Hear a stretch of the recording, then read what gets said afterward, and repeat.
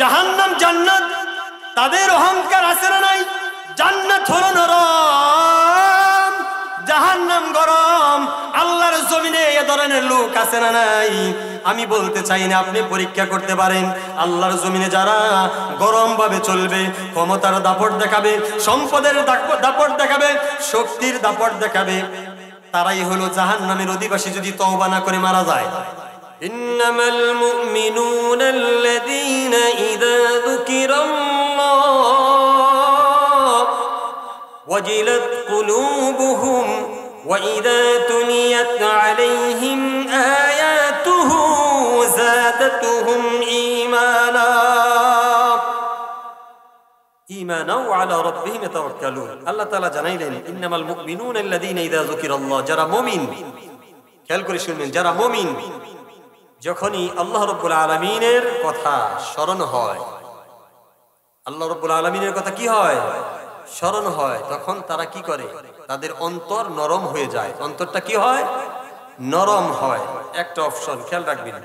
দ্বিতীয় নাম্বার বলতেছেন কুলুবুহুম, মানে কলব নরম হয়ে যায়। ওয়া ইযা তুলিয়াত আলাইহিম আয়াতুহু যাদাতহুম ঈমানা, আর যেই সময়টা আল্লাহ রাব্বুল আলামিনের জবান প্রকাশ করা হয়, মানে কুরআনুল কারীম তিলাওয়াত করা হয়, আর ওই তিলাওয়াত যখনই আপনার সামনে তিলাওয়াত করা হয়, তখন এই তিলাওয়াত শোনার সঙ্গে সঙ্গে আপনার ঈমান কি হয়? বেড়ে যায়। সুবহানাল্লাহ। ঈমান কি হয়? বেড়ে যায়। দুইটা অপশন গেল। তিন নাম্বার, ওয়া আলা রাব্বিহিম ইয়াতাওয়াক্কালুন, আল্লাহর জমিনে আল্লাহ পাঠিয়েছেন। আপনার আমার মালিক কে? আল্লাহ, ঠিক কিনা? আপনার আমার মালিক আল্লাহ। তাহলে তাওয়াক্কাল তো কার উপর? আল্লাহ তাআলার প্রতি। তাহলে তাওয়াক্কাল তু আলাল্লাহ, ভালো মন্দ সবটাই কার? আমার আল্লাহর তরফ থেকেই হয়। এটা কি বিশ্বাস করা? তিনটি অপশন, বুঝতে পেরেছেন? তারপরে আয়াতে বলতেছেন, আল্লাযীনা ইউকিমুনাস সালাত, আল্লাযীনা ইউকিমুনাস সালাতা ওয়া মিম্মা রাযাকনাহুম ইউনফিকুন।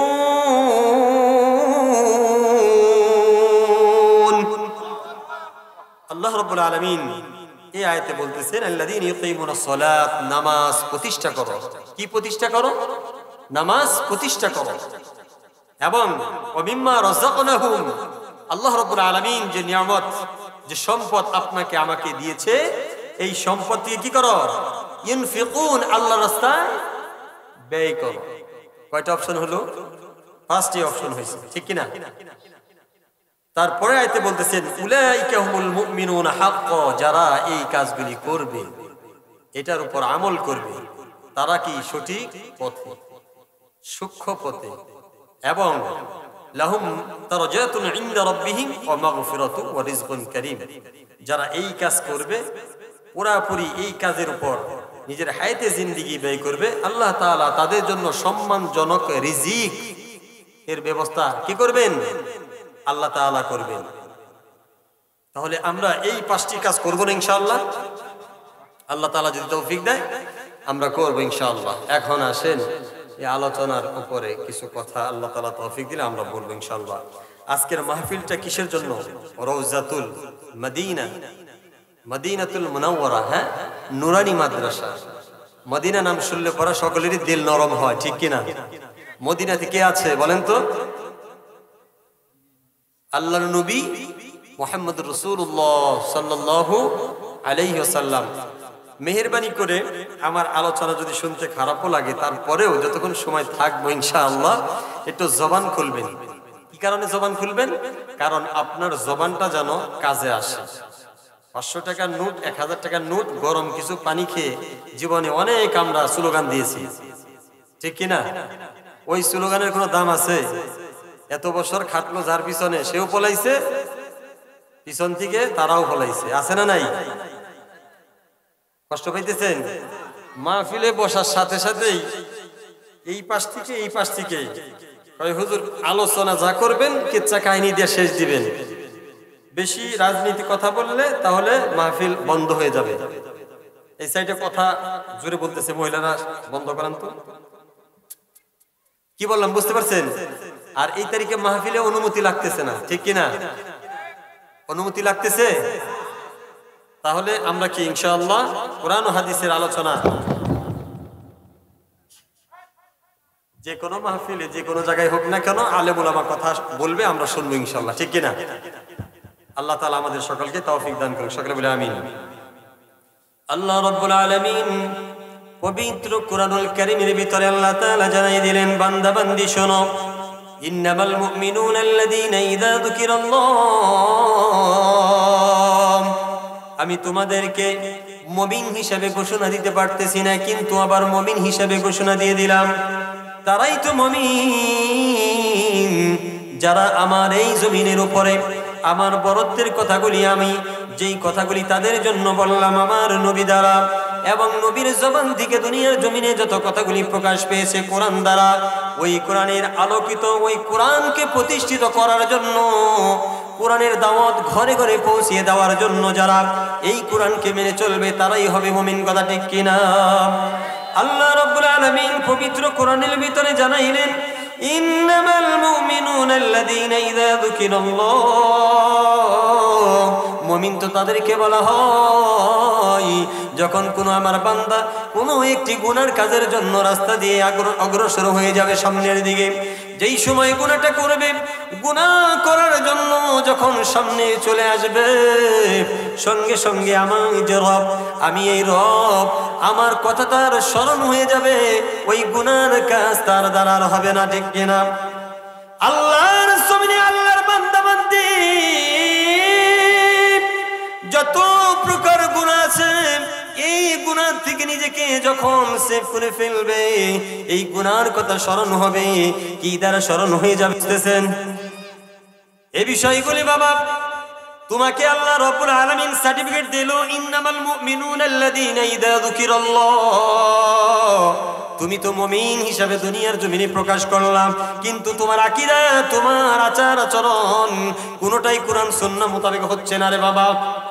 আল্লাহর জমিনে যতদিন তোমার হায়াতে জিন্দেগি থাকে না কেন রে বাবা, তুমি যদি এই কাতারে না আসো তাহলে তুমি মুমিন হিসাবে দাবি করতে পারবা না, ঠিক কিনা?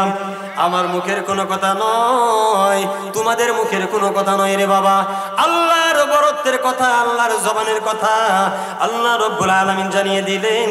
যখন আমার এই আযাবের কথা কোনো আমার বান্দা বান্দির সামনে প্রকাশ হবে, ওই বান্দা যদি গুনার কাতারে গিয়ে থাকে, গুনাহ করার জন্য নিয়ত করে, সঙ্গে সঙ্গে ওই গুনাহ বাদ দিয়ে জাহান্নামের কথা তার স্মরণ হয়ে যাবে। আর এটা যার স্মরণ হবে, গুনাহ সে করতে পারবে না, সে যেন দাবি করে আমি একজন ঈমানদার ব্যক্তি, একজন মুমিন ব্যক্তি। আল্লাহ রাব্বুল আলামিন পবিত্র কোরআনুল কারীমের ভিতরে যেই বিষয়টি জানাইলেন, যখন আল্লাহ রাব্বুল আলামিনের কথা স্মরণ হয়ে যাবে, বান্দা তখন কোনো গুনার কাজে লিপ্ত হতে পারে না। আমাদের তো হয় না গুনাহ, ঠিক কিনা? আমরা গুনাহ করি, কথা বলেন না কেন? গুনাহ করি, হ্যাঁ, আমাদের গুনাহ হয়ে যায় এবং ইচ্ছাকৃতভাবেই হয়ে যায়। মসজিদে আজান দিয়ে দেয় মুয়াজ্জিন, কিন্তু নামাজে আমাদের খুঁজে পাওয়া যায় না, ঠিক কিনা? এটা হয়তো গুনাহ হয় না, কিন্তু যদি কোনো ইলেকশনের জন্য ডাকা হয়, কোরআনের মাহফিল দিকে উঠে যাব এবং পারলে চেষ্টা করব কোরআনের মাহফিল বন্ধ করে ওই রাজনীতি জনসভাটা যেন আরো কিভাবে সামনের দিকে অগ্রসর করা যায়, নিয়ে যাওয়া যায়, এরকম আচরণ হয়েছে কি হয় নাই? আল্লাহর জমিন তোমাকে আল্লাহ জবান দিয়েছে, তোমাকে মেধা দিয়েছে, আকল দিয়েছে, বুদ্ধি দিয়েছে, বিবেক দিয়েছে। নাস্তিক দুনিয়ার জমিনে আছে না নাই? কোরআনের বাহক আছে না নাই? আবু জেহেল, উতবা, শাইবা, ফেরাউন, নমরুদ, তারাও দুনিয়ার জমিনে ছিল। আল্লাহর নবী মুহাম্মদুর রাসূলুল্লাহ সাল্লাল্লাহু আলাইহি সাল্লাম দুনিয়ার জমিনেও ছিলেন নাকি ছিলেন না? হ্যাঁ, পার্থক্য আছে না নাই?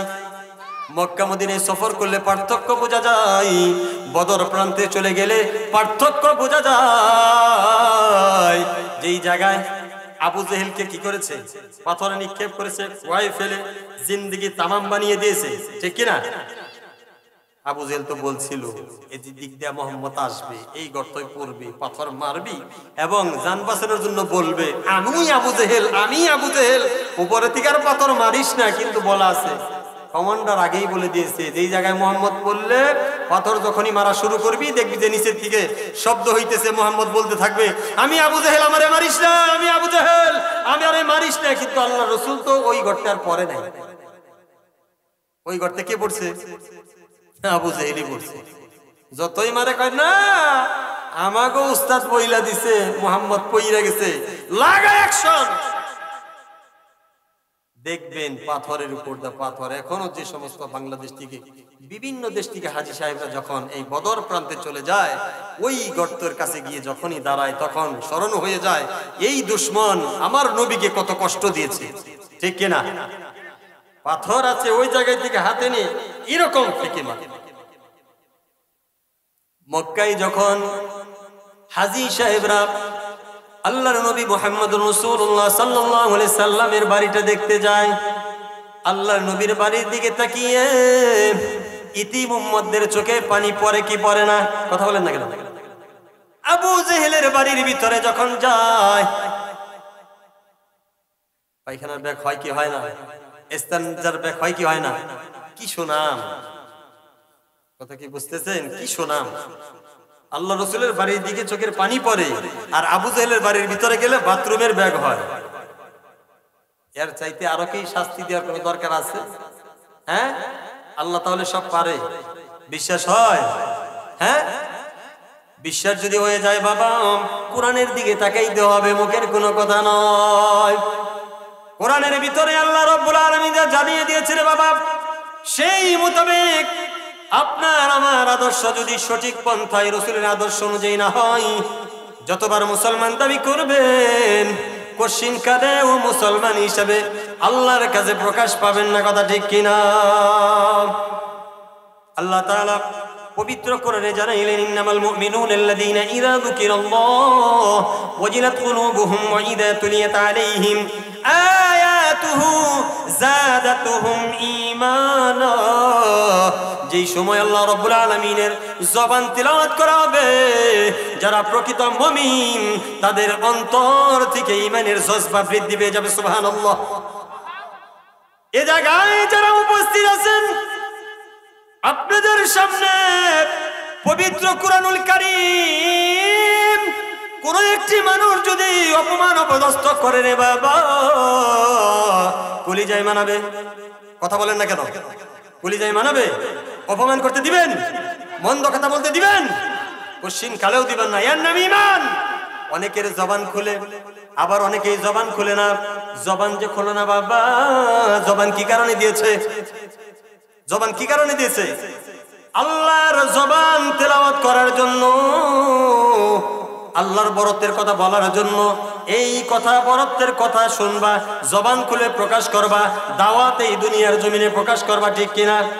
কুনতুম খায়রা উম্মাতিন উখরিজাত লিন-নাস তা'মুরুনা বিল মা'রুফ ওয়া তানহাউনা আনিল মুনকার ওয়া তু'মিনুনা বিল্লাহ। আল্লাহু আকবার। আল্লাহ রাব্বুল আলামিন পবিত্র কোরআনুল কারীমের ভিতরে জানাইলেন, হে আমার নবীর উম্মতেরা, আমার বান্দা শুন, দুনিয়ার জমিনে যত মাখলুক বানিয়ে দিয়েছি, সমস্ত মাখলুকের শ্রেষ্ঠ সারাজীব ইনসান, ঠিক কিনা? সবচাইতে দামি আমার নবীর উম্মত। তোমাদেরকে দামি হিসাবে ঘোষণা করা হলো, কিন্তু দামটা কতটুকু আমরা দিচ্ছি? কথা কি বুঝতেছেন? দাম কি দিচ্ছি? রাসূলের আদর্শ মানতেছি? রাসূলের আদর্শে আদর্শিত যদি না হতে পারি, তাহলে আল্লাহর এই বরত্বের কথা শোনার পরে আল্লাহর হুকুম কতটুকু আমরা মানতেছি?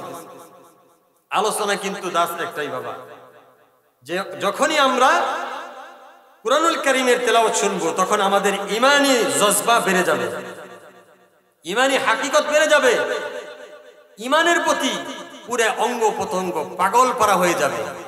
এরকম কি আমাদের হচ্ছে? এই জায়গায় যদি যাত্রা প্যান্ডেল হতো, এই জায়গায় কি লোক জায়গা দিতে পারতেন? সম্ভব হতো? কিন্তু তাফসিরুল কোরআনের মাহফিলে লোক খুঁজে পাওয়া যায় না। কারণ কি জানেন?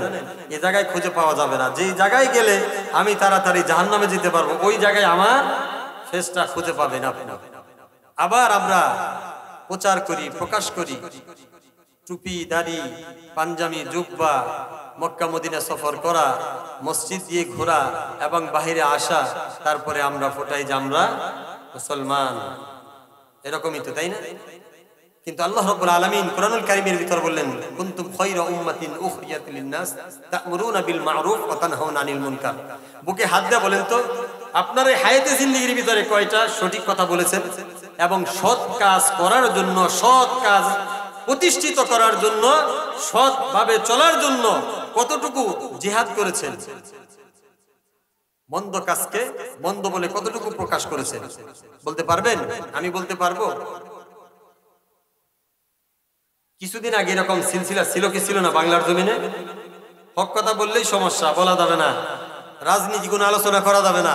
এখন বক্তারা একবারে ফিল্ডে নামছে, ইনশাআল্লাহ। এখন ভাবতে পারেন যে এই তারিখে সুযোগ পাইছে দিকে বক্তারা না বলতেছে রাজনীতি মানেই তো কোরআনুল কারীম। অনেক লোক বলে হুজুররা কিসের রাজনীতি করব? আরে বাবা, তুমি রাজনীতি সম্পর্কে তোমার কোনো ধারণাই নাই, তোমার কোনো জ্ঞানই নাই। ইসলামের জ্ঞান যদি তোমার ভিতরে থাকতো, তোমার এই জবান দ্বারা তুমি এই কথা বলতে পারত না। হুজুররা কেন রাজনীতি করবে? হুজুররাই রাজনীতি করবে।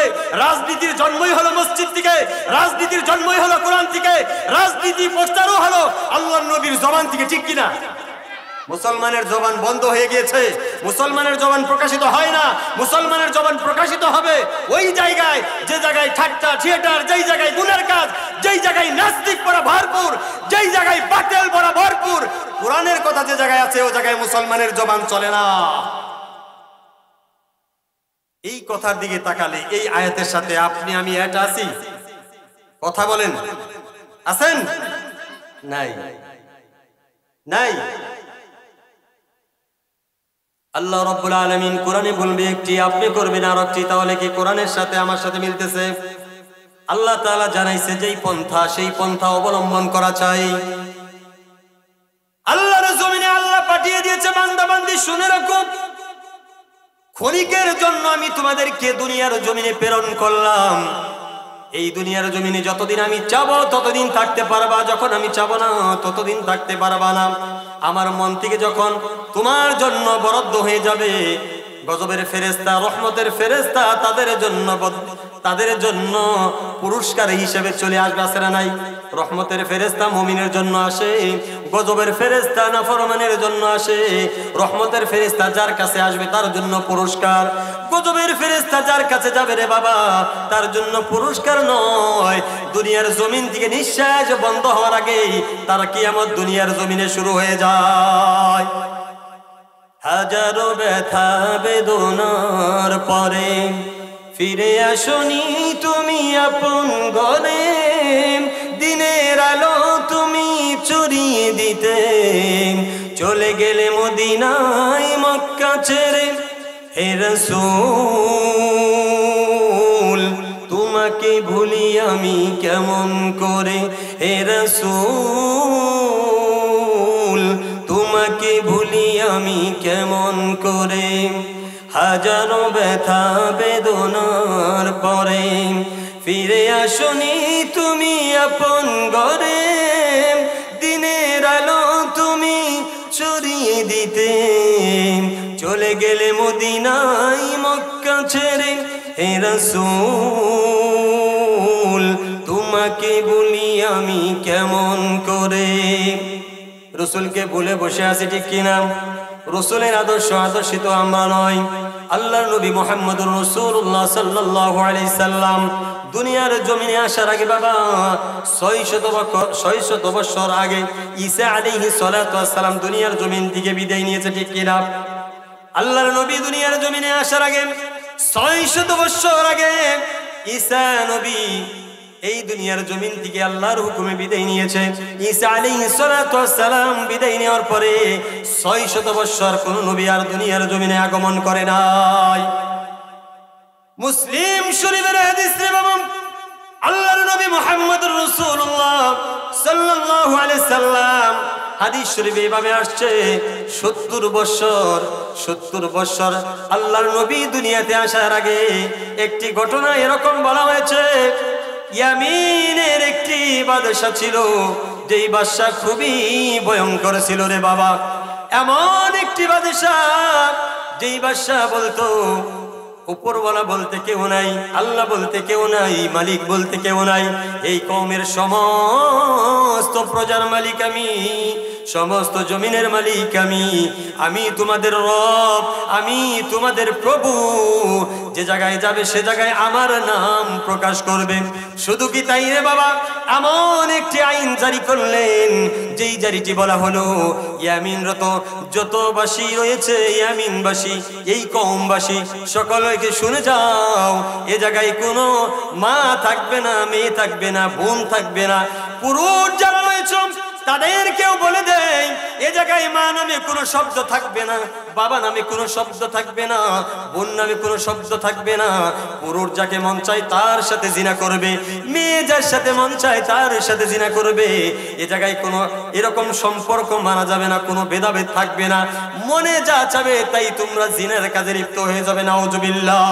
এরকম একটি পন্থা যখন এই বাদশার জবান দ্বারা প্রকাশ পেল, এটা প্রকাশ পাওয়ার পরে আল্লাহ রাব্বুল আলামিন এই নাফরমানকে ধ্বংস করার জন্য আমার আল্লাহ তাআলা এক যুবক এই দুনিয়ার জমিনে প্রেরণ করলেন। ওই যুবকটি এমন একটি নওজোয়ান, যেরকম তার ফেজ, যেরকম তার মেধা, যেরকম তার গঠন, যেরকম তার উচ্চতা, সর্বহালতে সর্বদিকে উমর রাদিয়াল্লাহু তাআলা আনহুর মতন এরকম বলিষ্ঠ ওই যুবক ছিলেন। আল্লাহ রাব্বুল আলামিন দুনিয়ার জমিনে তাকে প্রেরণ করলেন। প্রেরণ করার সঙ্গে সঙ্গে ওই নাফরমান রাজা এই কথা যখন ঘোষণা দিল, ঘোষণা দেওয়ার সঙ্গে সঙ্গে নাফরমানি কাজ শুরু হয়ে গেল।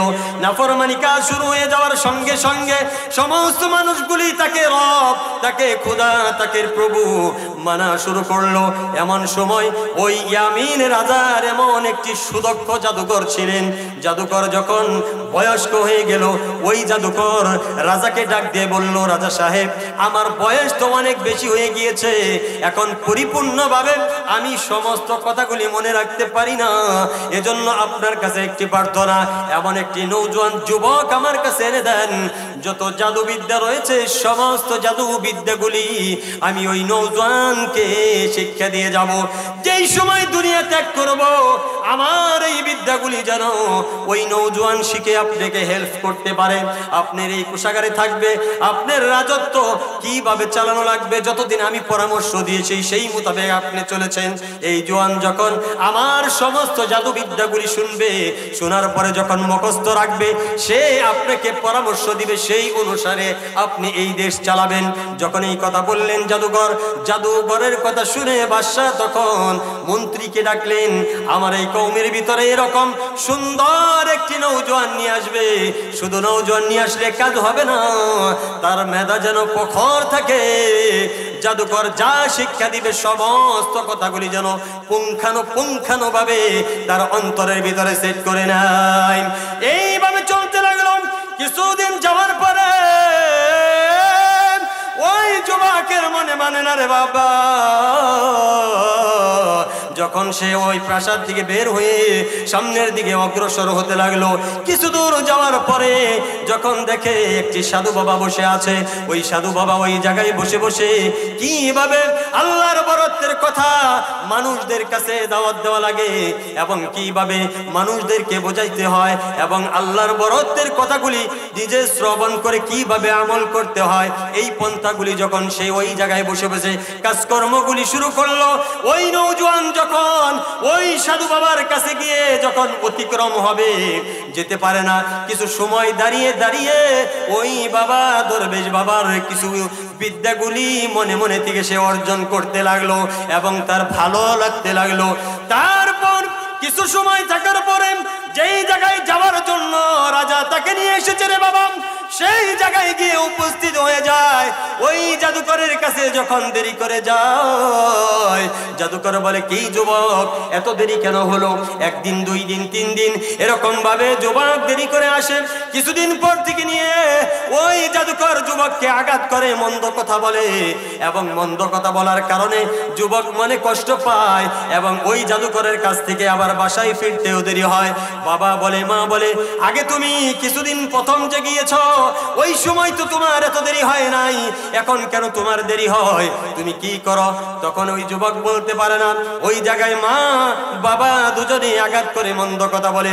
হঠাৎ করে একদিন আল্লাহ রাব্বুল আলামিন যুবকের মনে আল্লাহর বরত্বের কথাগুলি অন্তর দ্বারা, এই অন্তর দ্বারা, আকল দ্বারা, বিবেক দ্বারা আমার আল্লাহ রাব্বুল আলামিন সেট করে দিয়েছেন। সুবহানাল্লাহ, জোরে বলবেন না সুবহানাল্লাহ?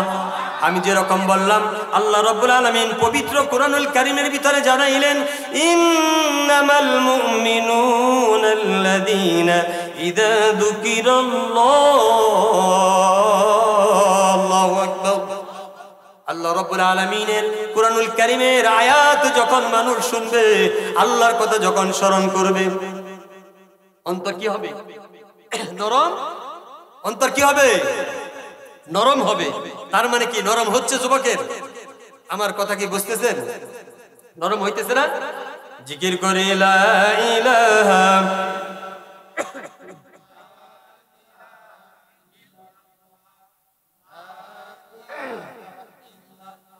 ও লা ইলাহা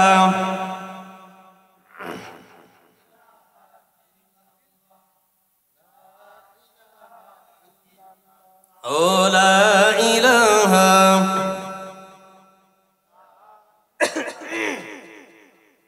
ও লা ইলাহা ও লা ইলাহা ইল্লাল্লাহ, লা ইলাহা লা ইলাহা ইল্লাল্লাহ মুহাম্মাদুর রাসূলুল্লাহ। জোরে জোরে বলি সাল্লাল্লাহু আলাইহি সাল্লাম। একটি কথা খেয়াল করেন রে বাবা, এই আয়াত কিন্তু ওই সময় নাজিল হয় নাই, ঠিক কিনা? আয়াত কি নাজিল হয়েছিল? কুরআনুল কারীম কার উপর নাজিল হয়েছে? আল্লাহর নবী মুহাম্মদুর রাসূলুল্লাহ সাল্লাল্লাহু আলাইহি সাল্লামের উপর নাজিল হয়েছে। দাওয়াতের কাজ তাহলে আগে চালু ছিল কি ছিল না? কথা বলেন না কেন? নাকি শুধু আপনাদের জন্য দাওয়াতের কাজ আসছে? হ্যাঁ, দাওয়াতের কাজ যদি আগে থেকেই শুরু হয়ে থাকে, তাহলে দাওয়াতের কাজ তো আমরা করতেছি। সাহস করে বলতে পারবেন? সাহস করে বলতে পারবেন? না, সাহস করে বলা যাবে না, কারণ আগে এই কথা বললেই ধরে নি খাওয়া লাগছে। পরে মারে হুজুর রাই বড় ওই জায়গায় যাইতে আমরা রাজি না, আছে না নাই? হ্যাঁ, জবানও খুলে না। এত বছর জবান বন্ধ করে থাকতে থাকতে জং ধরে গেছে আমাদের। সাহস করে জান্নাতের বাগিচায় হক কথার সাথে সাপোর্ট দেব, এটাও বাঙালি করতে জানে না। আল্লাহু আকবার। এই সময় তো কোনো ভয় নাই।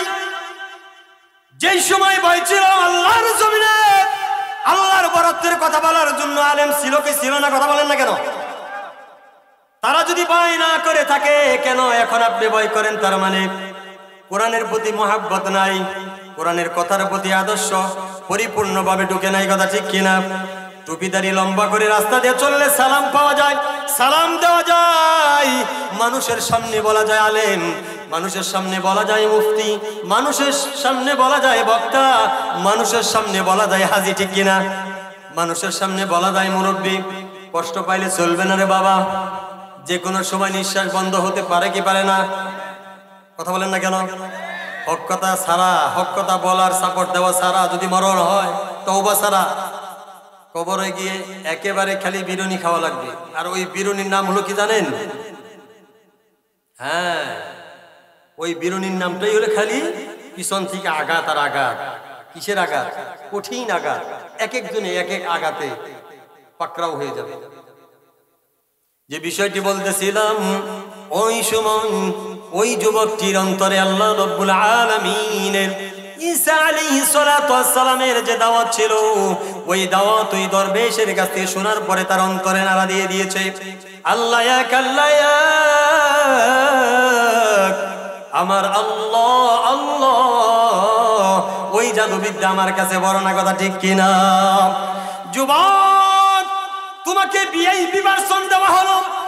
এই দেশের রাজা যদি আমাকে প্রেসিডেন্ট যদি বলে, আরে হুজুর তোমার এই দাওয়াতের কাজের দরকার নাই, তুমি আমার সাথে থাকবা, ভিআইপি পার্সন, তোমাকে আমি সংসদে রাখবো, আপনারা যদি না যান আমি দেরি করব না, কারণ আমার ইমানের ভিতরে ডিস্টার্ব আছে, কথা ঠিক কিনা? হ্যাঁ, আর যদি ইমান মজবুত হয় দাওয়াত দিলে আমি যাব। আপনিও যাবেন না, আপনি তখনই যাবেন যখন আপনার ইমানের ডিস্টার্ব। আর যদি ইমান মজবুত থাকে আপনাকে নিতে পারবে না। দুনিয়া হায়াতে জিন্দেগি কয়দিন, মরে গেলে একদিন নাকি? নিঃশ্বাস বন্ধ হলে আপনার আর আমার কোনো ক্ষমতা নাই। কত ক্ষমতাবান ব্যক্তি, হ্যাঁ কত ক্ষমতাবান ব্যক্তি এখন আছে দুনিয়াতে, আছে। জান্নাত জাহান্নাম একজন আরেকজনের সাথে বিনিময় করে রে বাবা। কি রকম বিনিময় করে শোনেন। জান্নাত বলে আমি অসহায়, আমি একেবারে নরম, আমি একেবারে নরম, আমি একেবারে অসহায়। আর জাহান্নাম বলে আমি একেবারে গরম, আমি কোনো অসহায় নাই, কথা ঠিক কিনা? জাহান্নাম নরম, জাহান্নাম কি গরম, জান্নাত হলো নরম, জাহান্নাম গরম, জান্নাত হলো নরম। জাহান্নাম অসহায় নয়, জান্নাত হলো অসহায়। আর জাহান্নাম কি ক্ষমতাবান, ঠিক কিনা? জাহান্নামের ভিতরে যারা আছে তাদের তালিকা করে দেখেন। আবু জেহেল আছে না নাই? ফেরআউন আছে না নাই? উতবা শাইবা নমরুদ তারা জাহান্নামে আছে না নাই? জান্নাতে কারা আছে বুঝেন নাই? আল্লাহর নবী বলেন, আল্লাহর নবী মুহাম্মদুর রাসূলুল্লাহ সাল্লাল্লাহু আলাইহি সাল্লাম, যারা কোরআনের সংবিধান মানবে, কোরআনকে যারা বুকে নিবে, মাথায় রাখবে, কোরআনের সংবিধান অনুযায়ী আল্লাহর জমিনে কথা বলবে, সাক্ষ্য দিবে, তারাই তো জান্নাতুল ফেরদাউসে চলে যাবে, কথা ঠিক কিনা? ইন্নাল্লাযীনা আমানু ওয়া আমিলুস সালিহাতি কানাত লাকুম জান্নাতুল ফিরদাউসি নুজুলা। জান্নাতুল ফেরদাউস চান কি চান না, কথা বলেন? যারা আল্লাহর জমিনে আল্লাহর বরত্বের কথা শুনে, যারা কোরআনের আইন মানে, কোরআনের আইন অনুযায়ী আল্লাহর জমিনে মানুষদেরকে দাওয়াত দেয়, নিজেও আমল করে, আমার আল্লাহ তাআলা ডাক দিয়ে বললেন, বান্দা বান্দি শুনো, তোমাদের কোনো ভয় নাই, তোমাদের জন্য আমি জান্নাতুল ফেরদাউস রেখে দিয়েছি। সুবহানাল্লাহ। এজন্য জাহান্নাম জান্নাত, তাদের অহংকার আছে না নাই? জান্নাত হলো নরম, জাহান্নাম গরম। আল্লাহর জমিনে এ ধরনের লোক আছে না নাই? আমি বলতে চাই না, আপনি পরীক্ষা করতে পারেন। আল্লাহর জমিনে যারা গরম ভাবে চলবে, ক্ষমতার দাপট দেখাবে, সম্পদের দাপট দেখাবে, শক্তির দাপট দেখাবে, তারাই হলো জাহান্নামের অধিবাসী। যদি তওবা না করে মারা যায়, তওবা না করে কি করে যদি মারা যায়, তাহলে তাদের খবর আছে। আর যদি তওবা করে মারা যায়, আল্লাহ তাআলা তাদেরকে ইহসান করতে পারে। আল্লাহর নবীর আদর্শে আদর্শিত যদি আপনি আমি না হতে পারি, তাহলে ইমানদার ব্যক্তি হিসাবে দাবি করতে পারবেন? কথা বলেন, পারবেন? কেউ আমরা পারবো না রে বাবা। এজন্য আল্লাহ তাআলা পবিত্র কোরআনুল কারীমের ভিতরে জানাইলেন, ওয়া ইযা তুলিয়াত আলাইহিম আয়াতুহু যাদাতুহুম ঈমানাও ওয়া আলা রাব্বিহিম ইয়াতাওয়াক্কালুন। আল্লাহ রাব্বুল আলামিন পবিত্র কোরআনুল কারীমের ভিতরে বললেন, বান্দা বান্দি শুনে রাখো, তোমার হায়াতের জিন্দেগি, দুনিয়ার জমিনে চলাফেরা সবকিছু আমার প্রতি তাওয়াক্কুল করে রাখো। আমি সর্ব অবস্থায় সর্ব হালতে তোমার পুরো জিম্মাদারি আমি নিয়ে নিব। বলেন আল্লাহু আকবার। আল্লাহ তাআলা পবিত্র কোরআনে জানাইলেন, আল্লাহু ওয়ালিয়ুল্লাযীনা আমানু ইখরিজুহুম মিনাল যুলুমাতি ইলান নূর। আল্লাহর বরত্ব বরাদ্দের কথা যারা মানবে, আল্লাহর দাওয়াত যারা দিবে, রাসূলের দাওয়াত যারা দিবে, আল্লাহর বরাদ্দের কথা অনুযায়ী যারা আমল করবে, আমার আল্লাহ রাব্বুল আলামিন ডাক দিয়ে বলবেন তোমাদের কোনো সমস্যা নাই, দুনিয়ার জমিনে আমি তোমাদের জন্য অভিভাবক হয়ে যাব। যদি কারো আল্লাহ তাআলা যদি কোনো বান্দা বান্দির উপর অভিভাবক হয়ে যায়, তাহলে ওই বান্দা বান্দির কোনো ডর নাই, কোনো ভয় নাই, কোনো সমস্যা নাই। দুনিয়ার জমিনে যতদিন তারা চলবে, আমার আল্লাহ রাব্বুল আলামিন তাদেরকে সাহায্য করবে। কথা ঠিক কিনা?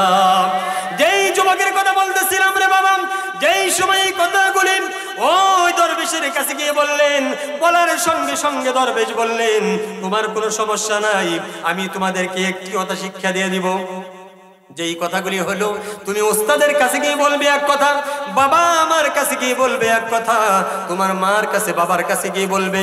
উস্তাদজির কাছে গিয়ে অনেক সময় লেগেছে, এজন্য বাড়িতে আসতে দেরি হয়েছে। আর বাড়ির থেকে যখন তোমাকে বলবে উস্তাদের কাছ থেকে আসতে কেন দেরি হলো, তখন তুমি বলবে যে ওই উস্তাদের কাছ থেকে আসতে দেরি। আর বাবা মার কাছ থেকে যখন উস্তাদ বলবে, তখন উস্তাদকে বলবে বাবা মার কাছ থেকে আসতে আমার দেরি হয়েছে। এভাবে কিছুদিন যাওয়ার পরে আল্লাহ রাব্বুল আলামিনের কুদরতি আল্লাহ তাআলা ওই যুবকের ভিতরে আমার আল্লাহ রাব্বুল আলামিনের দাওয়াত পুরোপুরি ঢুকিয়ে দিয়েছে। সুবহানাল্লাহ। ওই দরবেশকে যখন বললেন, হে আল্লাহর বান্দা, আমাকে আল্লাহ রাব্বুল আলামিনের প্রতি সমস্ত বিদ্যাগুলি শিক্ষা দিয়ে দেন। ঈসা আলাইহিস সালাতু ওয়াস সালামের যত দাওয়াতের কাজ ছিল, যত কথাগুলি ছিল, সমস্ত কথার উপরে আমাকে শিক্ষা দিয়ে দেন। আমি আল্লাহ রাব্বুল আলামিন আমার রব, আল্লাহ তাআলা আমার রব, আল্লাহ স্যার আমার কোনো রব নাই। ওই বাদশা আমার মালিক হতে পারে না, ওই বাদশা আমার রব হতে পারে না, ওই বাদশার কথাই দুনিয়া চলে না, এই সারা দুনিয়া চলে একমাত্র আমার আল্লাহর কথা। ঠিক কিনা? এইভাবে যখন যুবক পরিপূর্ণতা চলে আসলো, একদিন ওই দরবেশকে বলতেছে, হুজুর আপনার কাছে আমি একটি বরত্বের কথাটা শিখতে চাই। কারণ হলো ইসমে আজম কথা শব্দ প্রয়োগ করে যদি আল্লাহর কাছে দোয়া করা হয়, আল্লাহ রাব্বুল আলামিন সঙ্গে সঙ্গে আল্লাহ তাআলার ওই বান্দার দোয়া কবুল করে। যখন এই কথা বললেন, বলার সঙ্গে সঙ্গে ওই হুজুর বললেন, না না বাবা, এই কথা শিখার মুহূর্ত এখন পর্যন্ত তোমার হয় নাই। এটা এমন একটি ওজন বরাবর নাম, আল্লাহ রাব্বুল আলামিনের কথা, এটা তোমাকে শিখতে হলে অনেক সময়টা লাগবে। এরকম একটি পরীক্ষা করার জন্য ওই যুবক একদিন ওই উস্তাদের কাছ থেকে অনেক দূরে গিয়ে, তার কাছে অনেকগুলি তীর ছিল, ওই তীরগুলি কি করেছে, এক জায়গায় সুন্দর করে আগুন ধরিয়েছে। আগুন ধরানোর পর আল্লাহ রাব্বুল আলামিনের সুন্দর সুন্দর নামগুলি এক একটা তীরের মাথায় লিখেছেন। লেখার পরে ওই আগুনে যখন নিক্ষেপ করে, যেই তীরটি আগুন থেকে সরে না, যেই তীরটি আগুনের ভিতরে থাকে, ওই যুবকটা মানতে থাকে, মনে করতে থাকে এই তীরের ভিতরে আল্লাহর যে নামটি লেখা হয়েছিল, ওই লেখাটা কিন্তু ইসমে আজমের ভিতরে নাই। হঠাৎ করে এমন একটি বিষয় চলে আসলো, সেই বিষয়টি আসার সঙ্গে সঙ্গে ওই তীরটি আগুনে যখন ফেলা হলো, সঙ্গে সঙ্গে আগুন আর ওই তীরটির মাথায় স্পষ্ট করতে পারলো না। সঙ্গে সঙ্গে যুবক মনে করলো, যুবক ভেবে নিল এটাই হলো আল্লাহ রাব্বুল আলামিনের সেই ওজন বরাবর ইসমে আজমের নাম। এই বিষয়টি যুবক যখন দেখলেন, দেখার সঙ্গে সঙ্গে ওই উস্তাদের কাছে গিয়ে বললেন, উস্তাদ আমি তো এমন কাজগুলি করেছি, করার পরে অনেকগুলি তীর নিক্ষেপ করলাম, নিক্ষেপ করার পর একটা তীর আগুনকে, তাই সেই তীরকে স্পর্শ করতে পারলো না। তখন ওই দরবেশ বাবা বুঝে গেল এমন একজন যুবক, আল্লাহ রাব্বুল আলামিন ওই যুবকের কাছে খুশি হয়ে গিয়েছে, যুবকের কাজগুলি আল্লাহর কাছে পছন্দ হয়ে গেছে। ওই দরবেশ তখন ডাক দিয়া বললেন, যুবক কোনো সমস্যা নাই, টেনশন নাই, আল্লাহ রাব্বুল আলামিনের ইসমে আজমের যে বরকত আল্লাহ তাআলা তোমাকে দিয়ে দিয়েছে, আর আমার কাছে তোমার থাকতে হবে না, তুমি দিনের কাজ চালু করে যাও। তবে যাওয়ার আগে আমি তোমাকে একটা কথা বলে দেই, যদি তোমার এই বাদশা কখনো বলে, কখনো জানতে চায়, আমার নামটি কখনো তার কাছে তুমি প্রকাশ করবা না। এই কথা বলে দিয়ে যুবক যখন উস্তাদের কাছ থেকে বিদায় নিয়ে চলে গেলেন, ওই যুবক তাফসীরে মুতান্তরে আসছে, নূরুল কোরআনের ভিতরে এরকম আসছে, ওই যুবক রাস্তা দিয়ে হাঁটতেছিল, হঠাৎ করে রাস্তার মাঝখানে বিশাল বড় একটি প্রাণী রাস্তাটা ব্লক করে বসে আছে। ওই প্রাণী দেখে মানুষ এদিক ওদিক দুই দিক থেকে মানুষ সরে যাচ্ছে, রাস্তাটা অতিক্রম করতে পারতেছে না। যখন ওই যুবক এই সিনারিটা দেখলো, দেখার সঙ্গে সঙ্গে একটি পাথর হাতে নিলেন, একটি পাথর হাতে নিয়ে আল্লাহ রাব্বুল আলামিনকে ডাক দিতেছেন, আল্লাহ আমি আপনার কাছে একটি প্রার্থনা করতেছি, যে পাথরটি নিয়েছি আমি দেখতে চাই যে জাদুকরের বিদ্যা বড় না আমার আল্লাহ রাব্বুল আলামিনের বিদ্যাটাই বড়। এই আল্লাহ রাব্বুল আলামিনের কদম স্মরণ করে আল্লাহর কাছে সাহায্য চাই, আল্লাহ এই পাথর ওই জানোয়ারের উপরে যখন আমি নিক্ষেপ করব মাওলা, তখন তুমি এই পাথরের আঘাতে ওই জানোয়ারটাকে দুনিয়ার জমিন থেকে ধ্বংস করে দিবে। যেই সময় বিসমিল্লাহ বিলা আল্লাহ রাব্বুল আলামিনের কথা স্মরণ করে ওই পাথরটি জানোয়ারের উপর নিক্ষেপ করলো, সঙ্গে সঙ্গে ওই বিশাল ওই জানোয়ারটি দুনিয়ার জমিন থেকে বিদায় নিয়ে চলে গেল। যখন এটা দেখলো মানুষ, আশেপাশে দেখার পরে মানুষ টাসকি খেয়ে গেল, কি ব্যাপার, এই যুবকের এত বড় ক্ষমতা, কি রকম ভাবে এই জন্তুটাকে হত্যা করলো। আমরা কত মানুষ এই জন্তুর কাছে যেতে পারি না, বই আতঙ্কিত ফাঁক দিয়ে চলতেছি। যখন এই যুবকের কাছে আসলো, কিছু সংখ্যক লোক আসা শুরু করলো, এসে বলতেছে আমার ভাতিজার অসুস্থ, আমার ভাতিজার জন্য আপনি যদি একটু কিছু করে দেন তাহলে হয়তো ভাতিজা সুস্থ হয়ে যাবে। যুবক তখন বলা শুরু করলো, আমার কোনো ক্ষমতা নাই, আমার আল্লাহ রাব্বুল আলামিনের প্রতি যদি তুমি ঈমান আনো, আমি আল্লাহ তাআলার কাছে দোয়া করব, আল্লাহ তাআলা যদি দোয়া কবুল করে তাহলে তোমার ভাতিজা অসুস্থতা থেকে সুস্থতা হয়ে যাবে। কে সুস্থতা করবে? আল্লাহ তাআলা। যখন এই কথা বললো, বলার সঙ্গে সঙ্গে হ্যাঁ তোমার আল্লাহ যদি ভালো করে দেয়, আমার এই ভাতিজা অনেক দিন ধরে অসুস্থ, কত ওষুধ খায়, দাওয়া খায়, কাজ হচ্ছে না। যখন এই যুবক দোয়া করছে, আল্লাহ রাব্বুল আলামিন ওই যুবকের দোয়া কবুল করেছেন এবং ভাতিজা কি হয়েছে? সুস্থতা চলে আসছে। সুবহানাল্লাহ বলবেন না? এই যে একটা সাইট এরকম অসুস্থতায় থেকে সুস্থতা পেল, যখন এই এলাকায় একজন অনেক দিন যাবত অসুস্থতায় ছিল, এই যদি করুটিয়া গিয়ে এরকম কোন আল্লাহ তাআলার খাস নিয়ামতে এরকম সুস্থ হয়, সে আইসা তো অবশ্যই বলবে, কোথায় গেছিলে তুমি, 3 বছর যাবত ঘরে পড়ে আছো, হ্যাঁ কোনো ওষুধ তোমার কাজ করে না, কোন ডাক্তার দেখাইছো? তখন যদি বলে যে সালাম স্যারে দেখাইছি, তখন এই মানুষগুলি বলবো, হ্যাঁ স্যারের তো তাইলে প্রেসক্রিপশনটা খুবই দামি, ঠিক কিনা? বলবে না? এত কঠিন রোগ ভালো হয়ে গেছে। এরকম এক এলাকা, 2 এলাকা, এরকম সারা এলাকায় ছড়িয়ে গেল যে এই যুবকের কাছে গেলেই সুস্থতা পাওয়া যায়। এইরকম খবর যখন সারা ইয়ামিন দেশে ছড়িয়ে পড়লো, হঠাৎ করে প্রাসাদে ছিল রাজার বন্ধু। কার বন্ধু? রাজার বন্ধু ছিল। ওই বন্ধু অনেকদিন যাবত অন্ধ হয়ে গিয়েছে, আগে ভালো ছিল, পরে কি হয়েছে? অন্ধ হয়ে গিয়েছে। অন্ধ হয়ে যাওয়ার কারণে ওই বাদশাহী কাজকর্ম যেগুলি রাজা তাকে দেয়, ওই কাজগুলি সে করতে পারে না, চোখে দেখে না। এরকম কয়েক বছর যাওয়ার পরে কত ওঝা, কত দাওয়া খেলো, কিন্তু কাজ হয় না। হঠাৎ করে এই যুবকের কথা শোনার পরে অনেক সম্পদ নিয়ে ওই যুবকের কাছে চলে গিয়েছে।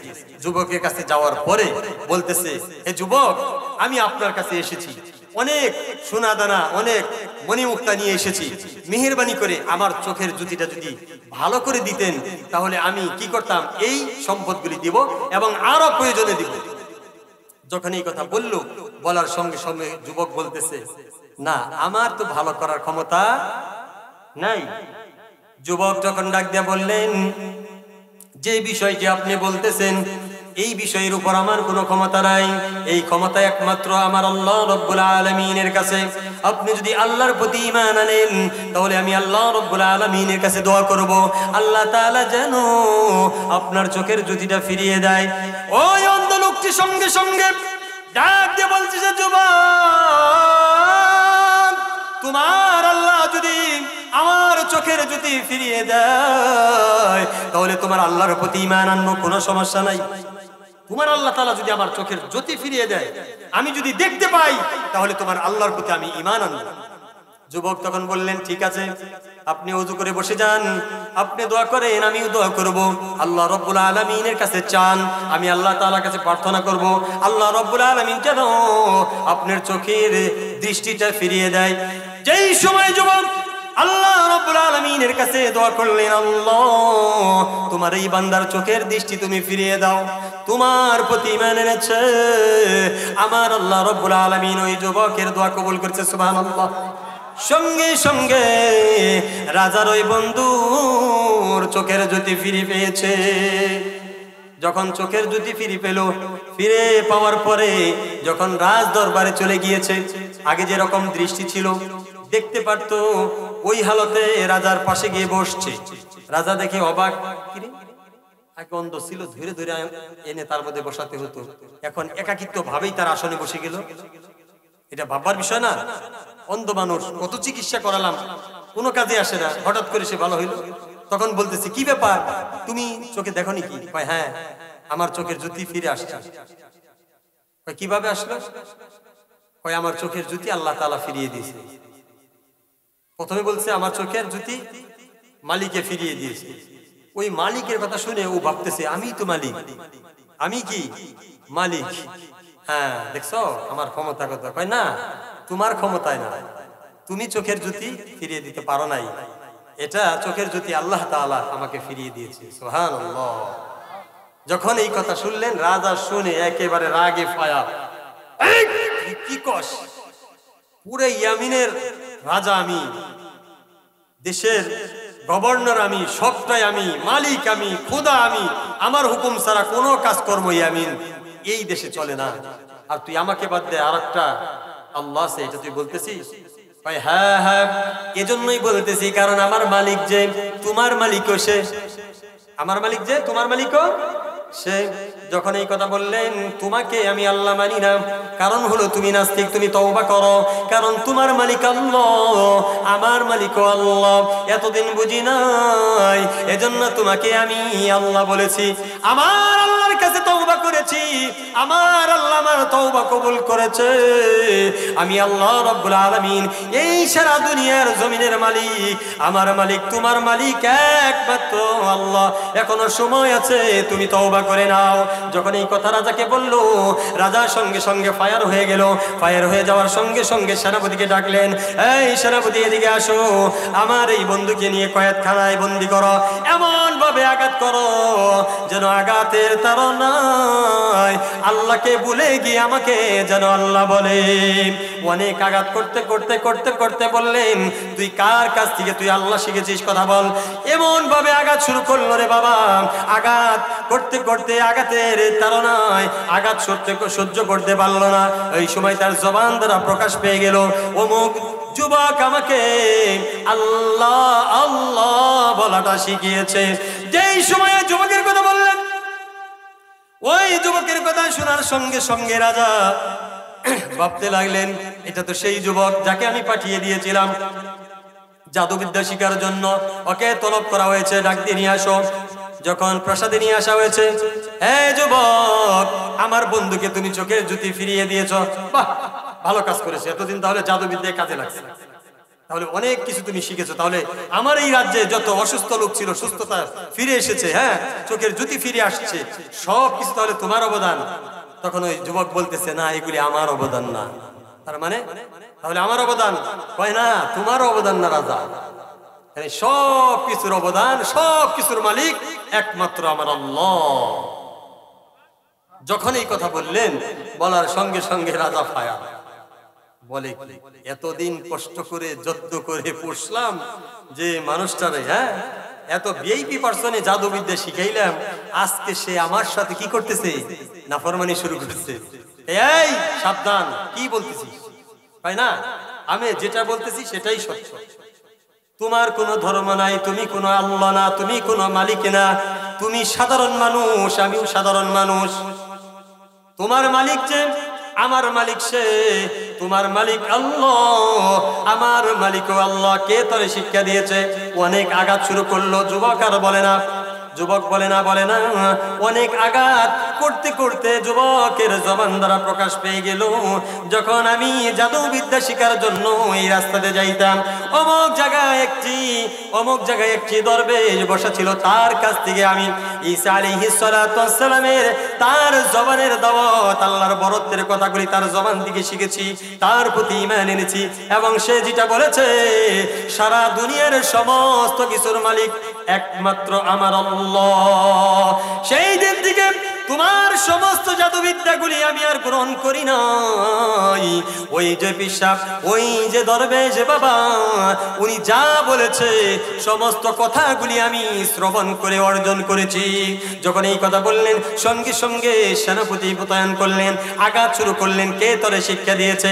যখন এই কথা বলে দিলেন, ওই দরবেশকে আবার তাকে তলব করে আনা হলো প্রাসাদে আনার পরে ওই দরবেশকে বলল, দরবেশ তোমার এত বড় সাহস, তুমি কেন এই যুবককে এত বড় বিদ্যা শিক্ষা দিয়েছো? আমি যে আল্লাহ, আমাকে বাদ দিয়ে তুমি কার কথায় অমুক আল্লাহ তমুক আল্লাহ, অমুক মালিক তমুক মালিক, তুমি তাকে শিক্ষা দিয়েছো? যুবকের কদম ওই অনুসারে দরবেশ বলতেছে, এরে রাজা, তোমার যে মালিক আমার মালিক, সে যুবকের মালিকও সে। অতএব তুমি এতদিন ভুলেছিলে, এখনো তোমার সময় আছে, তুমি তওবা করো, একমাত্র আল্লাহ তোমার আমার এটা মেনে নাও। যখন এই কথা বললেন দরবেশে, রাজা ফায়ার হয়ে গেলেন আর বললেন, দেরি করা যাবে না সেনাপতি, এই মহলের ভিতরে সমস্ত প্রজাদের সামনে এখন এই দরবেশকে আঘাত করো। কিভাবে আঘাত করবে? করাত নিয়ে আসো, করাত নিয়ে এসে মাথা থেকে পা পর্যন্ত তার উপরে থেকে আঘাত করতে করে দুভাগ করে ফেলো।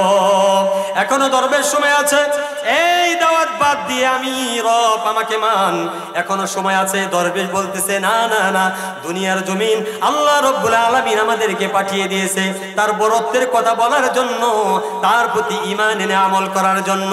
তোমার প্রতি আমল না, তোমার প্রতি ঈমান না, তুমি তো একজন নাস্তিক, এখনো সময় আছে, আল্লাহর বরত্বের কথাগুলি তুমি মেনে নাও। এই কথা বলার সঙ্গে সঙ্গে রাজার আদেশে সেনাপতি আদেশ করলেন, ওই দরবেশকে মাথা থেকে পা পর্যন্ত করাত দিয়ে দুভাগ করা হলো। কি কারণে সে দুভাগ হলো? একমাত্র আল্লাহর বরত্বের কথা বলার কারণে, কথা ঠিক কিনা? না অন্য কোনো কারণ? এর নাম হলো ঈমান, এর নাম হলো ঈমান। যখন এই দরবেশকে এভাবে আঘাত করে মেরে ফেলার পর ওই যুবককে ডাক দিয়েছে, যুবক এখনো সময় আছে, তোমার সামনে তোমার ওস্তাদকে শেষ করে দিলাম, তুমি যদি আমার কথা না মানো তাহলে এর চাইতে বেশি কষ্ট দিয়ে তোমাকে আমি মারবো। তখন যুবক বলতেছে, কশিন কালেও তোমার কোনো কথা আমি শুনবো না। আমার রব, আমার আল্লাহ দুনিয়ার জমিনে যতদিন আমাকে হায়াত দিয়ে রেখেছেন, ততদিন দুনিয়ার জমিনের কোনো মাখলুক আমার কোনো ক্ষতি করতে পারবে না। এই কথা বলার সঙ্গে সঙ্গে যুবককে অনেক আঘাত করলাম, আঘাত সহ্য করে আল্লাহ আল্লাহ শব্দ জবান দ্বারা বের হয়, অন্য কোনো শব্দ আসে না। তখন রাজা বলল, না না না, এই যুবককে এভাবে মারলেও কাজ হবে না, আমি একটি বুদ্ধি দেই। ওই সেনাপতি, একে ধরে নিয়ে যাও, কিছু সৈন্য সামরি পাঠিয়ে দাও, আমার রাজ্যের ভিতরে সবচাইতে বড় টিলা, সবচাইতে বড় উঁচু যেটা পাহাড়, ওই পাহাড়ের উপরে যুবককে নিয়ে যাওয়া হবে। ওই উপরে গিয়ে ওই যুবককে শেষবারের মতন বলবা, আল্লাহকে বাদ দিয়ে যেন আমি রব, আমার প্রতি যেন ঈমান আনে। এইভাবে যদি সে ঈমান আনে, তাহলে তাকে ওই জায়গায় থেকে সম্মানের সহিত নামিয়ে প্রাসাদে নিয়ে আসবে। আর যদি এই কথা না মানে, তাহলে ওই উপরের থেকে তাকে নিচের দিকে নিক্ষেপ করে দিবে, উপরে থেকে পড়তে পড়তে দুনিয়ার জমিন থেকে বিদায় হয়ে যাবে। এই বুদ্ধি পাঠাইছে তো কিছু সৈন্য সামরি পাঠাই দিছে। দেওয়ার পরে যুবককে উপরে অনেক উঁচু নিয়ে গেছে। নিয়ে যাওয়ার পর তারপরে যুবককে বলতেছে যে, আমাদের আশা প্রায় শেষ, উপরের দিকে চলে এসেছে, এখন তোমাকে একটা সময় দেই, আমাদের যে মালিক, আমাদের রব, মানে এটা ওই সৈন্য সামরিরা বলতেছে, যদি তাকে তুমি আল্লাহ বলে মেনে নাও, তাহলে তোমাকে সসম্মানে আবার প্রাসাদে নিয়ে যাওয়ার জন্য আমাদেরকে বলে দিয়েছে। তখন সেই যুবক বলতেছে, আরে নাস্তি, একমাত্র তোমার আমার মালিক আল্লাহ, দ্বিতীয় নাম্বার কোনো আল্লাহ নাই। তুমি ভুল পথে আছো, সময় আছে, তওবা করো, আল্লাহ তাআলা তোমার গুনাহ মাফ করে দিবে।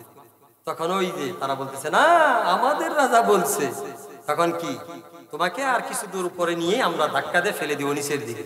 যখন এই কথাটা বললেন, বলার সঙ্গে সঙ্গে ওই যুবক তার রবের কাছে মনে মনে প্রার্থনা শুরু করে দিয়েছে, ও আল্লাহ, তোমার বরত্বের কথা বলার কারণে আমার সামনে আমার উস্তাদকে এত কষ্ট দিল মাওলা।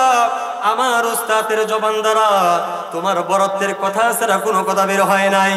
আমার উস্তাদ দুনিয়ার জমিন থেকে শহীদ হয়েছে, আমি তার ছাত্র, তোমার বান্দা।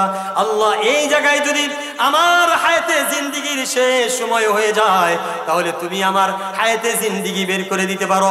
আর যদি হায়াতে জিন্দেগির বৃদ্ধি পেয়ে থাকে, ও আল্লাহ, এই সমস্ত জালিমদের কাছ থেকে আমাকে বাঁচানোর জিম্মাদার তুমি একমাত্র আল্লাহ। আল্লাহ তাআলার কাছে যখন প্রার্থনা করলেন, আল্লাহ রাব্বুল আলামিন সঙ্গে সঙ্গে গজবের ফেরেশতা পাঠিয়ে দিলেন। না, রহমতের ফেরেশতা, তাতে ওদের জন্য গজবের ফেরেশতা সেট করাই তো আছে। রহমতের ফেরেশতাদেরকে বললেন তাড়াতাড়ি যাও, গিয়ে এই এমন ভাবে ভূমিকম্প শুরু করবে, আমার যে খাস বান্দাটা একে হেফাজত করে আর সবগুলোকে ভূমিকম্প দিয়ে, পাহাড় নাড়া দিয়ে তাদেরকে ধূলিসাৎ করে দাও। আল্লাহর হুকুমে রহমতের ফেরেশতা তাই করলেন। যখন এত বড় পাহাড় নাড়া দিলেন, নাড়া দেওয়ার সঙ্গে সঙ্গে তারা উপরে থেকে নিচের দিকে পড়ে গিয়ে একেবারে হাত পা ভেঙেছে, একেবারে জাহান্নামে চলে গিয়েছে। ওই যুবককে আল্লাহ রাব্বুল আলামিন সসম্মানে আল্লাহ তাআলা প্রাসাদে যাওয়ার জন্য ব্যবস্থা করে দিলেন। সুবহানাল্লাহ। যুবক যেই সময় ওই প্রাসাদের ভিতরে ঢুকলেন, রাজা দেখে খুশি হয়ে গেলেন। হয়তোবা যুবকের ভুলটা বুঝতে পেরেছে, আমার কাছে চলে এসেছে, আমি যে আল্লাহ এটা বলার জন্য আমার প্রতি ঈমান এনেছে। যখন যুবক প্রাসাদের ভিতরে ঢুকলেন, ঢুকে যাওয়ার সঙ্গে সঙ্গে রাজা ডাক দিয়ে বলতেছেন, হে যুবক, তোমার সাথে যত সঙ্গী সামর্থ্য পাঠিয়েছিলাম তারা কোথায়? তখন যুবক ডাক দিয়ে বলতেছে, রাজা, তুমি যাদেরকে আমার সাথে পাঠিয়ে দিয়েছিলে, আমার আল্লাহ রাব্বুল আলামিন তাদেরকে দুনিয়ার জমিন থেকে জাহান্নামে নিক্ষেপ করে দিয়েছে। তারা সবাই মারা গেছে, ওই পাহাড়ের উপর থেকে সবাই ইন্তিকাল ফরমাইছে। ফি নারি জাহান্নাম খালিদিনা ফিহা, তাদের জন্য স্থান হলো জাহান্নাম। এই কথা শোনার পরে রাজা টাসকি খেয়ে গেল, ব্যাপার কি, এই যুবককে কিভাবে মারা যায়? কোনো পন্থাই তো অবলম্বন করতে পারতেছে না। আবার সেনাপতিকে ডাক দেওয়া হলো, এই সেনাপতি আসো, এখন এই যুবককে ধরে নিয়ে যাবে, সাগরের মাঝখানে নিয়ে যাবে কিস্তিতে করে। সাগরের মাঝখানে যেই সময় যাওয়া হবে, শেষ পন্থায় যাওয়ার পরে মাঝখানে যখন দাঁড়িয়ে যাবে, তখন ওই কিস্তিটার থেকে তাকে ফেলে দিবে। ওই সাগরের পানি খেতে খেতে হাবুডুবু খেয়ে মারা যাবে। এইভাবে এই যুবককে মারতে হবে। এই কথা বলার পরে সৈন্য সামরি ঠিক ওই একই পন্থাভাবে সাগরের মাঝখানে নিয়ে যাওয়া হলো। সাগরের মাঝখানে নিয়ে গিয়ে ওই যুবককে আবার রিপিট বলতেছে, এখনো সময় আছে, তুমি যদি এখন আল্লাহকে বাদ দিয়ে আমাদের রাজাকে যদি তুমি আল্লাহ বিশ্বাস করো, ঈমান আনো, তাহলে তোমাকে সসম্মানে নিয়ে যাওয়া হবে, রাজার আদেশ। তখন ওই যুবক বলতেছে, আরে নাস্তিক, এখনো সময় আছে, আল্লাহকে মানো, নাস্তিকের কথাগুলি বাদ দাও, আল্লাহ তাআলা হেফাজত করবে। তখন বলতেছে, না না না, তোমাকে তো আর ছেড়ে দেওয়া যাবে না। যুবক সঙ্গে সঙ্গে আল্লাহ রাব্বুল আলামিনের কাছে প্রার্থনা করলেন, আল্লাহ, এই সমস্ত নাস্তিকদের কাছ থেকে তুমি আমাকে হেফাজত করো। আল্লাহ রাব্বুল আলামিন সঙ্গে সঙ্গে রহমতের ফেরেশতা দিয়ে পাঠিয়ে দিলেন।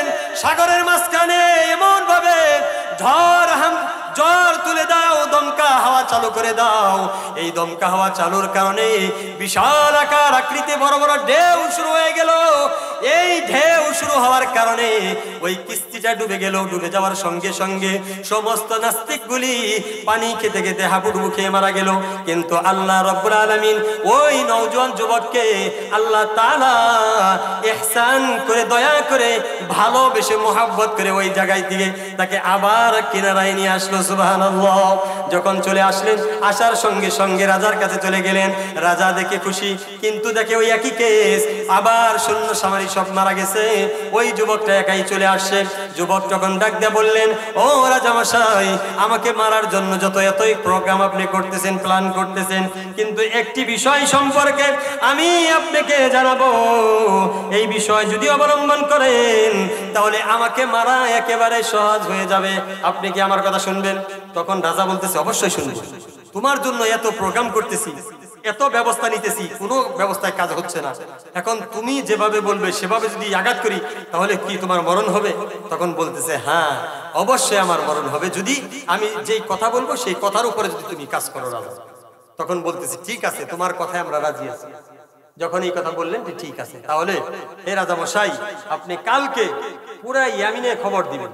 ইয়ামিনে খবর দিয়ে এবং সমস্ত আপনার জনগণদেরকে একত্রিত করবেন, বিশাল আকার আকৃতি করে মাঝখানে ফাঁকা রাখবেন। ওই মাঝখানে আমি দাঁড়াবো। মাঝখানে কি? আমি দাঁড়াবো, আমাকে ওই জায়গায় দাঁড়া করাবেন। সমস্ত শ্রোতা জনগণ আসবে এবং তারা দেখবে যে আপনি রাজা, আপনার বড় কত বড় ক্ষমতা। এই ক্ষমতাগুলি মানুষের দেখানোর দরকার আছে না? হ্যাঁ তাই তো। রাজা মনে করতেছে এবার কাজ হয়েছে, যুবক এত দিনে আমার লাইনে আসছে। কিন্তু যুবক যে কোন লাইনে হাঁটতেছে, আল্লাহ তাআলা তারা যে কোন লাইনে হাঁটাচ্ছে, এটা তো আর ওই কাফেরে জানে না। যখন এই কথা বললেন, বলার সঙ্গে সঙ্গে সমস্ত মানুষদেরকে দাওয়াত দিলেন। দাওয়াত দেওয়ার সাথে সাথে তারা আসলেন। আসার পরে যুবক বলতেছে, রাজা তাহলে এক কাজ করেন, আমার ঝুড়িতে দেখেন তীর আছে। কি আছে? তীর, ধনুক। ধনুক আছে। এই ধনুকের একটা ধনুক ব্যবহার করবেন। কয়টা ধনুক? একটা ধনুক ব্যবহার করবেন, বেশি করা লাগবে না। এবং যে জায়গায় আমাকে রাখা হবে দাঁড়া করে, ওই জায়গায় পিছনে আমার আঘাত করবেন ওই ধনুক দিয়ে। ওই ধনুকটা যদি আমাকে পিছনে আঘাত করতে পারেন, এই জায়গায় যদি লাগে, দেখবেন যে অটোমেটিকলি আমার আল্লাহ চাইলে এই দুনিয়া থেকে আমি বিদায় হয়ে যাব। তখন রাজা বলল, এটা তো সহজ একটা পন্থা, মারার জন্য কত কষ্ট করলাম, তোমাকে মারতে পারলাম না, আর তুমি সুন্দরভাবে শিক্ষা দিলে আমাকে, এটা একটা ব্যাপার হলো। ঠিক আছে, সবাইকে একত্র করে বলতেছে যে আগামীকাল এই যুবককে হত্যা করা হবে। আর হত্যা কি করবে? আমাদের আল্লাহ।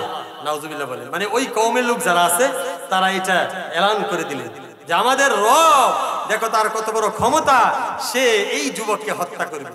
যে যুবককে কেউ হত্যা করতে পারে নাই, রাজা নিজেও পারে নাই, কিন্তু এখন এই যুবক কি একটি পরামর্শ দিল, ওই পরামর্শ সাপেক্ষে এই যুবকের মরণ হল। যখন এই কথা বললেন, এই কথা শোনার পর সমস্ত ইয়ামিনবাসী এসে চতুর্দিক দিয়ে দাঁড়িয়ে গেলেন। তারা আতঙ্কিত হয়ে গেল যে এই যুবককে কিভাবে মারে।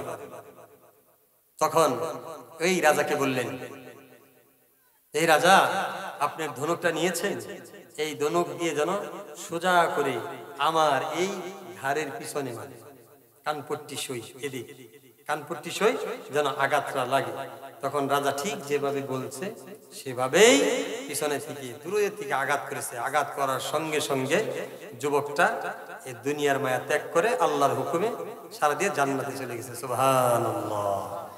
যখন এই যুবকটা মারা গেল, মারা যাওয়ার সঙ্গে সঙ্গে রাজা বলতেছে, দেখছনি আমার কত বড় ক্ষমতা, কিন্তু এ জায়গায় এই যুবকরে একটা মেডিসিন দিছে। একটা কি দিছে? মেডিসিন। বিসমিল্লাহি রব্বি হাযাল গোলাম, বিসমিল্লাহি রব্বি হাযাল গোলাম, বিসমিল্লাহির রহমানির রহিম। কোন একটি কাজ করলে আমরা শুরু করি কার নামে বলেন তো? আল্লাহ তাআলার নামে শুরু করি না? রাজা তো আল্লাহকে মানেই না, তাইলে ও শুরু করতেছে কার নামে? বিসমিল্লাহ শুরু করতেছে। দেখছেন, বিসমিল্লাহ রব মানে রবের, বিসমিল্লাহ শুরু করলো রবের নির্দেশে। রব্বি হাযাল গোলাম, তার মানে হে আল্লাহ আমি তোমার গোলাম, আরো গোলামকে আঘাত করতেছি, এই গোলামকে দুনিয়া থেকে তুমি উঠাই নাও। যখন এই আঘাত হয়ে এই যুবকটা মারা গেল, মারা যাওয়ার সঙ্গে সঙ্গে তখন সমস্ত ইয়ামিনবাসী যারা চতুর্দিক দিয়ে দাঁড়িয়েছিল, তারা একবার নয়, দুইবার নয়, তিনবার চিৎকার মেরে তখন বলতেছে যে না রাজা, তুমি মালিক নয়, তুমি খোদা নয়, একমাত্র আমাদের খোদা। যেই যুবকের নামে যেই আল্লাহর নামে এই যুবক শহীদ হয়েছে, সেই আল্লাহ আমাদের আল্লাহ, তুমি আমাদের মালিক না, তুমি আমাদের রব না। কয়বার বলছে? একবার, দুইবার, তিনবার। এরকম যেই সময় চিৎকার করে কথা বললেন, তার মানে কি বিষয়টা খেয়াল করেন। এই যুবক এভাবে মরণ হওয়াটা কি, এই যুবক মরাটাও পুরা ইয়ামিনবাসীর জন্য এটা একটা ইসলামের জন্য দাওয়াত। ইসলামের জন্য কি দাওয়াত। তখন তারা ভাবলো এই রাজা যেভাবে এই যুবককে মারার জন্য সৈন্য সামরি সেট করলো, ক্ষমতা ব্যয় করলো, কোনো ক্ষমতা দিয়ে পারলো না, সৈন্য সামরি দিয়ে পারলো না। শেষ মুহূর্তে আমাদেরকে একত্রিত করে রাজাকে বলল, হে রাজা শোনো, আমাকে যদি তুমি মারতে চাও, যেভাবে তোমাকে পরামর্শ দিব সেইভাবে তোমরা আমার উপর আঘাত করবে। বিসমিল্লাহি রব্বি হাযাল গোলাম, এই শব্দ প্রয়োগ করে যখন তীর নিক্ষেপ করলো, ধনুকটা নিক্ষেপ করলো, সঙ্গে সঙ্গে যুবকের কান পট্টিতে লাগলো, সঙ্গে সঙ্গে শহীদ হয়ে গেল। এই যুবক যেহেতু শহীদ হয়ে গেল, এই যুবকের রব যে আমাদের রব, সে, হে রাজা তোমাকে আর আমরা রব মানব না, তুমি আমাদের আল্লাহ না, আমাদের আল্লাহ যে, যুবকের আল্লাহ সেই, তোমার আল্লাহ সেই। এই কথা শোনার সঙ্গে সঙ্গে সমস্ত রাজার সৈন্যবাহিনী তাদেরকে আদেশ করলেন আক্রমণ করো, তাদেরকে পাকড়াও করো। রাজা বিশাল বড় অবস্থা নিয়ে এমন আক্রমণ শুরু করার কথা বলল, যাকে পাবে তাকেই আঘাত করবে, তাকেই বন্দী করবে। এভাবে সমস্ত মুসলিম উম্মাকে বন্দী করলো। তাফসিরে আসছে রে বাবা, ওই সময়ে যত লোক দাঁড়িয়েছিল এই ঘটনা দেখার সঙ্গে সঙ্গে সমস্ত ইয়ামিনবাসী কালেমা পড়ে মুসলমান হয়ে গিয়েছিল। সুবহানাল্লাহ। আল্লাহর প্রতি ঈমান আনলো। ঈমান আনার সঙ্গে সঙ্গে রাজার মাথা নষ্ট হয়ে গেল, এবং নষ্ট হয়ে যাওয়ার কারণে সবাইকে আটক করলো। আটক করার পর বলতেছে, তোমাদের জবান দ্বারা যা বের হয়েছে এটা আর বলা যাবে না। আমি তোমাদের রব, আমি তোমাদের মালিক। যদি তোমরা আমার কথা না শুনো তাহলে তোমাদের আরো এর চেয়ে বেশি শাস্তি দেওয়া হবে। তখন বলতেছে, না, তুমি যতই শাস্তি দাও, আল্লাহ আমাদের একজনই, দ্বিতীয় কোনো আল্লাহ নাই। অতএব আমাদের রব একজনই। এই রব, এই রব, এই রবের কথাই আমরা কি করব, শুনবো।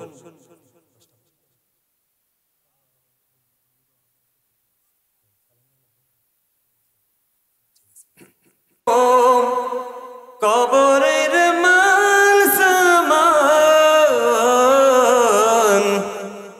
একদিন তোমার নাম মসজিদ হবে এলান। এরকম মেলান হয় কি হয় না? এজন্য বলতেছিলাম রে বাবা, হায়াতে জিন্দেগির যে কয়টি সময়, যে কয়টি দিন সামনে পেয়ে যাব, আমার আল্লাহ রব্বুল আলামিনের বরত্বের কথার উপরে আমল করব, মানুষদেরকে দাওয়াত দিব। এজন্যই দাওয়াত দিব, জবান খুলবো। এই জবানের দাওয়াতের বরকতে সমস্ত মানুষগুলি যেন আল্লাহর বরত্বের গুণগান গায়, আল্লাহর দাওয়াতের উপর ঈমান আনে। ঠিক কিনা? যত দাওয়াত দেয় নবীরা, সমস্ত দাওয়াত তো আমার আল্লাহ তাআলা শিখানো। ঠিক কিনা? আল্লাহর জমিন ছেড়ে যখন তুমি চলে যাবে, আমি চলে যাব, তোমার সাথে আমার সাথে ঈমান ছাড়া কিছু থাকবে না। সম্পদ যায়, সম্পদ যায়, যায় না? সম্পদ যায় না, ঈমান যায়। আত্মীয় স্বজন যায় না, ঈমান যায়। কোরআনের আমল করবা, কোরআনের সংবিধান মানবা, এই সবগুলি তোমার সাথে তোমার কবরটাকে জান্নাতের বাগিচা বানাই দিবে কি দিবে না? এজন্য বলতেছিলাম রে বাবা, আল্লাহ রাব্বুল আলামিন পবিত্র কোরআনুল কারীমের ভিতরে জানাইলেন, وَإِذَا تُلِيَتْ عَلَيْهِمْ آيَاتُهُ زَادَتْهُمْ إِيمَانًا وَعَلَى رَبِّهِمْ يَتَوَكَّلُونَ। সমস্ত কিছুর মালিক আমার আল্লাহ, সমস্ত কিছুর মালিক কে? আল্লাহ রাব্বুল আলামিন। এখন আসেন, আল্লাযীনা ইউকিমুনাস সালাত, নামাজ প্রতিষ্ঠা করার হুকুম কার? কথা বলেন। আল্লাহ রাব্বুল আলামিনের। নামাজ প্রতিষ্ঠা করার হুকুম আল্লাহ রাব্বুল আলামিন বলে দিয়েছেন। নামাজ প্রতিষ্ঠা করা লাগবে, এবং তারপর মিম্মা রাযাকনাহুম ইনফিকুন। আল্লাহ রাব্বুল আলামিন যে রিজিক দিয়েছে, ওই রিজিক থেকে আল্লাহর রাস্তায় ব্যয় করা দরকার আছে না নাই? আল্লাহর রাস্তায় কারা কারা ব্যয় করবেন? হাত তুলেন। আল্লাহর রাস্তায় কে কে ব্যয় করবেন? হাত তুলেন। আল্লাহ তাআলা আমাদের সকলকে ব্যয় করার জন্য তৌফিক দান করুন। সকলে বলি আমিন। ব্যয় করার জন্য তৈরি আছেন তো ইনশাআল্লাহ? এখন যদি বলি মাদ্রাসার জন্য 10টা টাকা দেন, যাবেন গা? যাবেন? যাবেন কি না? যদি নাও দেন তারপরে জান্নাতের বাগিচায় বসেন, কারণ প্রধান মেহমানের আলোচনা। আমরা তো একটু আলোচনা করতেছি, আলোচনা তো করবে উনি রাস্তায় আসতেছেন, আমি কিছু সময় কালেকশন করতে থাকি, ইনশাআল্লাহ উনি আসলে আলোচনা শুরু হয়ে যাবে।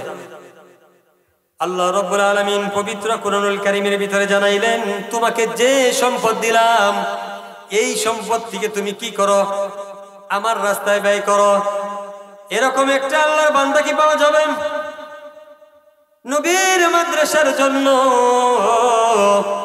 এমন কোন আল্লাহর বান্দা কি যুবক ভাই আছেন যে এই মাদ্রাসার জন্য 50,000 টাকা এরকম দেওয়ার মতন এরকম কোন আল্লাহর বান্দা জায়গায় উপস্থিত আছেন কি? 50,000, 40,000, 30,000, 20,000